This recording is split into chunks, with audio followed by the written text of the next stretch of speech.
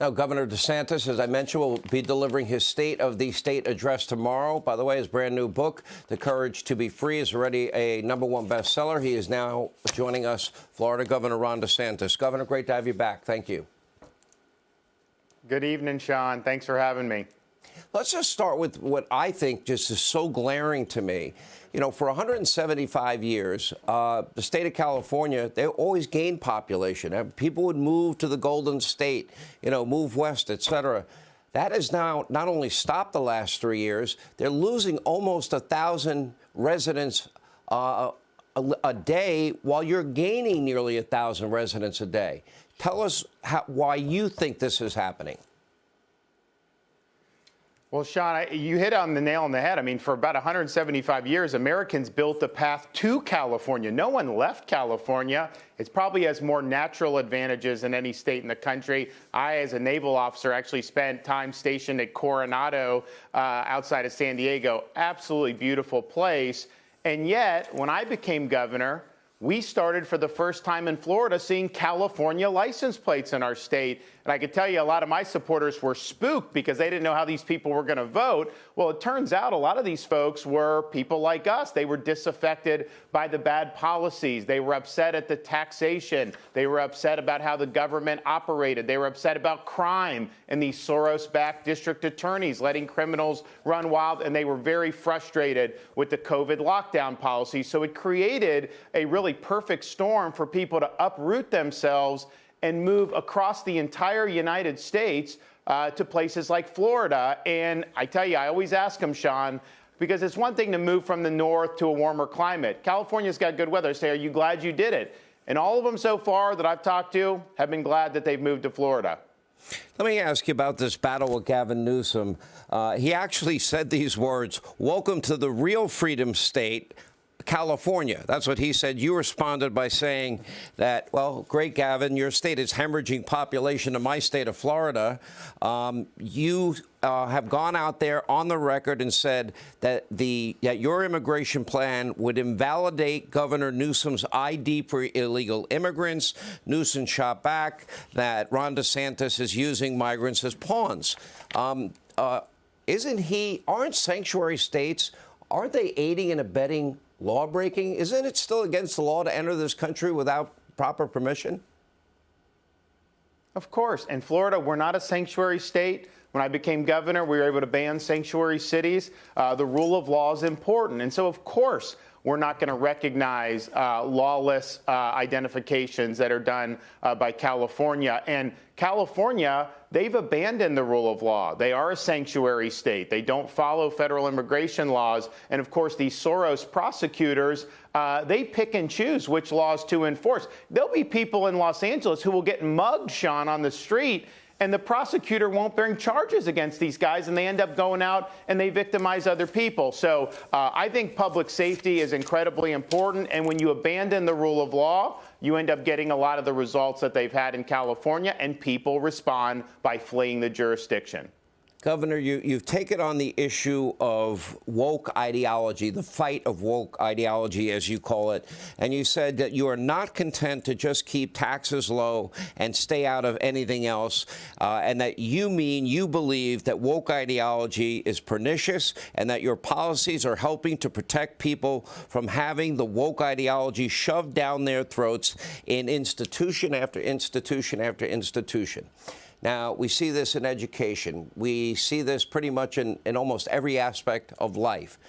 What specifically are you talking about when you say woke ideology?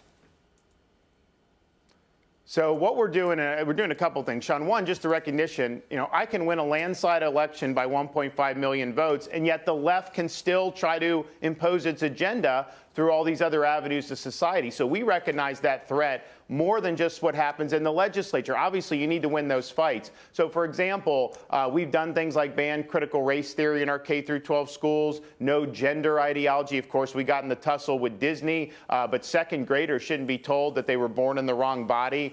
And now with our public universities, we are eliminating these DEI programs, which are basically ideological indoctrination. They are racially discriminatory, and it's spread like wildfire throughout almost every college in the United States. So we're upholding the concept of individual merit, treating people as individuals and based on the content of their character, not trying to divvy up people by race as part of some woke sweepstakes. Let me talk about the issue of the two issues that came up that became controversies and you came under fire over.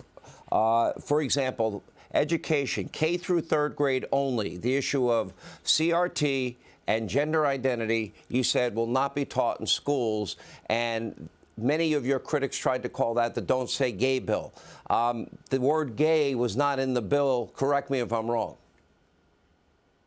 No, exactly. I mean, this was a narrative that was put out by the left, and it was not true. But, you know, the corporate press, I mean, they're very partisan, and so they took it. And even to this day, when clearly it's not an accurate description of what happens, these outlets will refer to it that way. Now, here's the thing, Sean. We had a referendum on this on the election. I can tell you parents across Florida, regardless of political party, agreed with us that we need to focus our education on the basics, teaching kids to read, write, teaching them to add, subtract, teaching about science and history. We don't need to be injecting concepts like gender ideology into the schools, particularly the young kids. Let me ask you about the CRT debate, because that became an opportunity. Your critics, people on the left, you know, they love to throw around the R word. People are racist. When I looked at the course itself and the tenets that were being taught and discussed of CRT, these are their words, not mine, and, quote, black queer studies, they called them.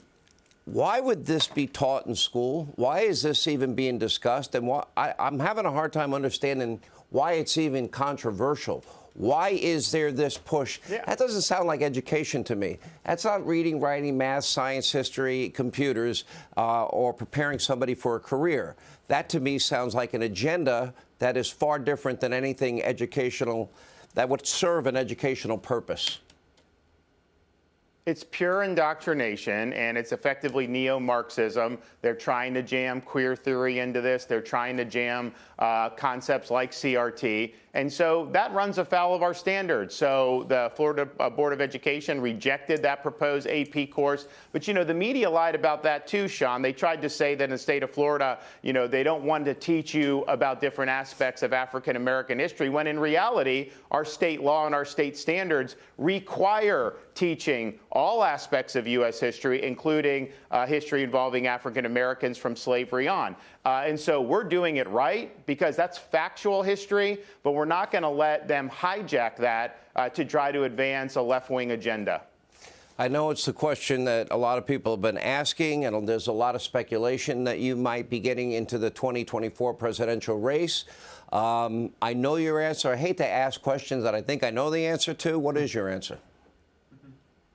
No, it's all good, Sean. I appreciate it. As you know, I have my State of the State tomorrow.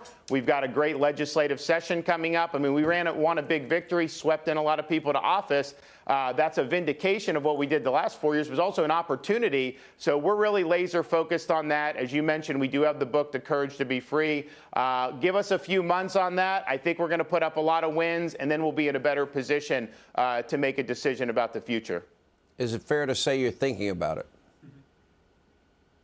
I think it's fair to say that I have people coming up to me and asking me to do it all the time.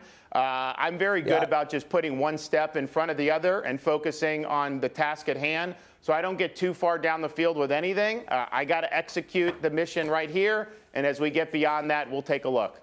Yeah, I have people coming up to me all the time not asking me that question. I can promise you that. Anyway, Governor, good luck with your State of the State address tomorrow. Thank you for being with us. We appreciate it. Hey, Sean Hannity here. Hey, click here to subscribe to Fox News YouTube page and catch our hottest interviews and most compelling analysis. You will not get it anywhere else.